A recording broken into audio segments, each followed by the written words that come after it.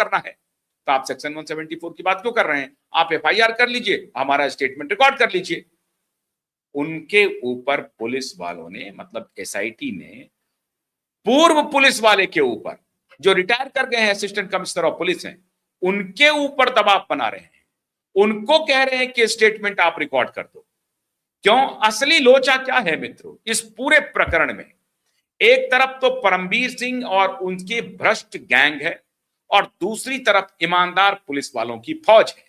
मैं बार बार कह रहा हूं ना, ईमानदार पुलिस वाले जिस तरह से दिशा और सुशांत के केस में हमें मदद कर रहे हैं, उनके प्रति हमारा बहुत आभार है। आज अगर वो नहीं होते तो हम यहां तक नहीं पहुंच पाते। इसलिए वर्दी की लाज रखने वाले भी हैं और वर्दी की लाज को डुबोने वाले भी हैं उसी पुलिस महकमे में। तो आप इसे बिल्कुल अलग हट करके मत देखिए मित्रों। सबसे बड़ी कहानी यह है कि एक पुलिस वाला दूसरे पुलिस वाले पर, अपने वर्दीधारी दोस्त पर दबाव बना रहा है कि आप सेक्शन 174 के तहत स्टेटमेंट रिकॉर्ड कर दीजिए। वो भी पुलिस वाले हैं। उन्होंने उनको समझाया कि भाई तुम्हारा 174 का सेक्शन यहां लागू नहीं पड़ता है, तो तुम क्यों हमारे ऊपर दबाव बना रहे हो? ये हम स्टेटमेंट देंगे भी नहीं। हमारे वकील ने कहा है कि या तो एफआईआर रजिस्टर करके हमारे पास आ जाओ, हम स्टेटमेंट देने के लिए तैयार हैं। तुम एफआईआर रजिस्टर कर नहीं रहे हो, हम स्टेटमेंट देंगे नहीं। अंत में वो एसआईटी की टीम जो वहां पहुंची थी स्टेटमेंट रिकॉर्ड करने के लिए, एक रिटायर्ड पुलिस वालों का उल्टे पांव उनको लौटना पड़ा। उन्होंने स्टेटमेंट रिकॉर्ड नहीं करवाया और नहीं करवाने का आधार दिया सेक्शन 174 नंबर 1।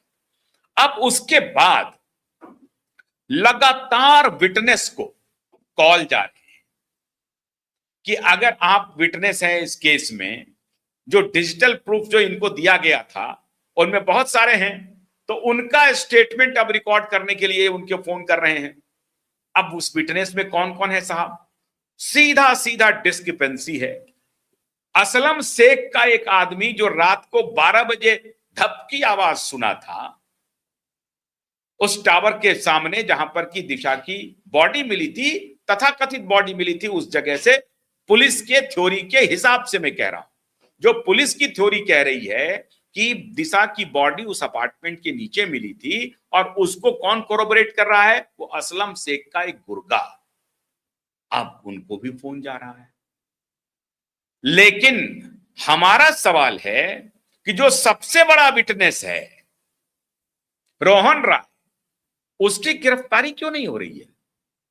क्योंकि पुलिस की थ्योरी के हिसाब से तो रोहन रॉय के साथ दिशा सालियान मौजूद है, दिशा के 4-5 साथी मौजूद हैं, चारों 5 साथी पार्टी कर रहे हैं रात को, और पार्टी में दिशा कुछ परेशान होती है, दूसरे कमरे में आती है, वो किसी से बात करती है और उसके बाद छलांग लगा देती है।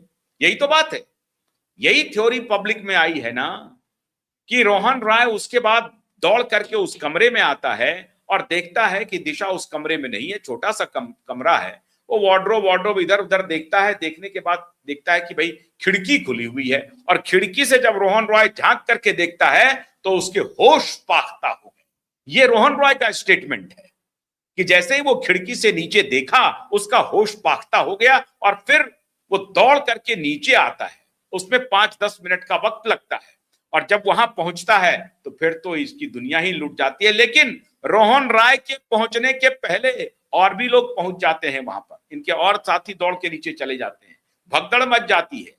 और पुलिस के आने के पहले रोहन राय का साथी, रोहन राय नहीं जाता है, ध्यान रखिए।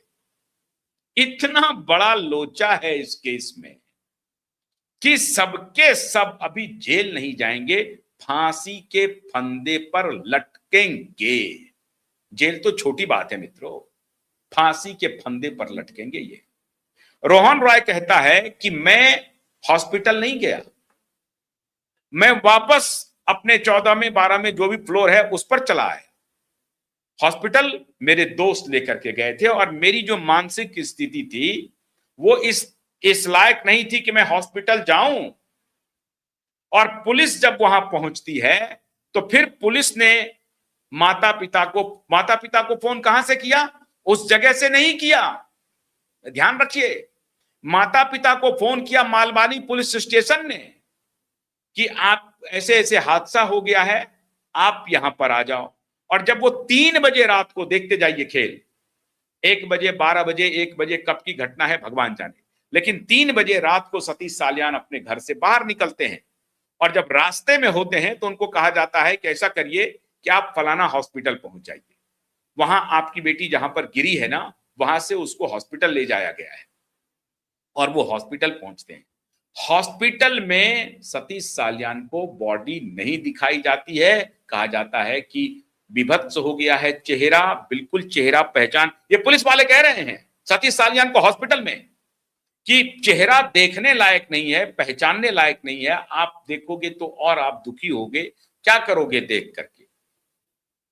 अब वो जिंदा नहीं बची है, ट्रीटमेंट डॉक्टर ने कोशिश की लेकिन डॉक्टर उनको नहीं बचा पाए। अब उनको उस वक्त भी बॉडी नहीं दिखाई जाती है। उसके बाद दूसरे दिन, वो पूरा दिन यूं ही चला जाता है कहानी बनाने में, दूसरे दिन इनको उस स्पॉट पर लेके जाया जाता है। और जब ये स्पॉट पर जाते हैं, दूसरे दिन जाते हैं या सेम डे जाते हैं, मैं भूल रहा हूं, तो जब सतीश साल्यान उस स्पॉट पर जाते हैं तो सतीश साल्यान को एक बूंद भी ब्लड दिखाई नहीं पड़ता है, एक बूंद भी। कितना दूर भागेंगे ये पुलिस वाले, कितना झूठ बोलेंगे। एसआईटी वालों, अगर अपनी वर्दी बचाना चाहते हो, मैं फिर कह रहा हूं, अभी जिस पुलिस वाले के यहां आज गए हो,